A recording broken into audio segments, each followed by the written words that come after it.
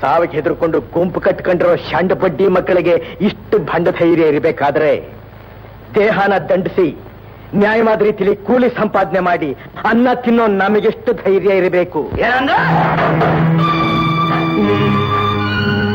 ಯಜಮಾನರು ಸತ್ ಕೂಡ್ಲೆ ಯಾವಾಗ ನಿಮ್ಮ ಬಣ್ಣ, ಬಟ್ಟೆ, ಮಾತು, ರೀತಿ, ನೀತಿ ಎಲ್ಲ ಬದಲಾವಣೆ ಆಯ್ತೋ ಆಗ್ಲೇ ನನಗೊಂದು ಸಣ್ಣ ಸಂದೇಹ ಬಂತು.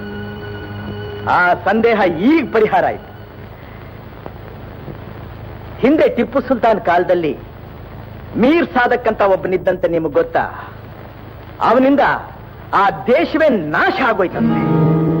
ಅಂಥ ಒಬ್ಬ ಮೀರ್ ಸಾದಕ್ಕು ಹಿತಶತ್ರು ಇಲ್ಲೂ ಒಬ್ಬನಿದ್ದಾನೆ. ಒಂದಲ್ಲ ಒಂದು ದಿವಸ ಅವನೇ ನನ್ನ ಮೃತ್ಯುವಾಗ್ತಾನೆ ಅನ್ನೋದು ನಮ್ಮ ಯಜಮಾನರ ಗಮನಕ್ಕೆ ಬರಲಿಲ್ಲ.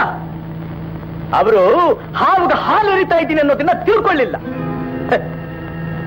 ನಿಮ್ಮಂಥ ಕಟಕರು, ಚಂಡಾಲರು